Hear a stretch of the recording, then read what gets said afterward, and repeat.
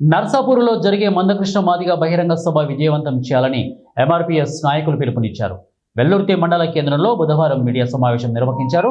ఇక తెలంగాణ ముఖ్యమంత్రి రేవంత్ రెడ్డి ఎన్నికలకు ముందు ఇచ్చిన హామీ మేరకు వితంతువులకు 4,000, వికలాంగులకు 6,000 పెన్షన్ పెంచాలని డిమాండ్ చేస్తూ చేపడుతున్న బహిరంగ సభను పెద్ద ఎత్తున ప్రజలు హాజరై విజయవంతం చేయాలని పిలుపునిచ్చారు.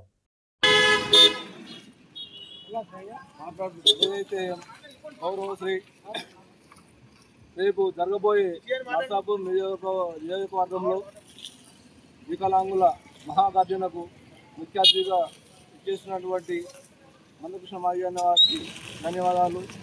ఏదైతే రేవంత్ రెడ్డి గారు గత ఎన్నికల్లో 2,000 రూపాయల పెన్షన్కు 4,000 ఇస్తానని ఏదైతే హామీ ఇచ్చిండో ఆ ఇచ్చిన హామీలన్నీ నెరవేర్చాలని ఈ యొక్క మందకృష్ణ మాదిగ గారు అదే బాటలో పక్క రాష్ట్రమైన చంద్రబాబుతోని కొట్లాడి వితంతులకు, వికలాంగులకు, విడోస్కు, ఒంటరి మహిళల గురించి పోరాటం చేస్తున్నటువంటి మందకృష్ణ మాదిగ 200 పింఛన్లు ఉన్నప్పటి నుంచి పోరాటం చేసి 500 పెంచారు.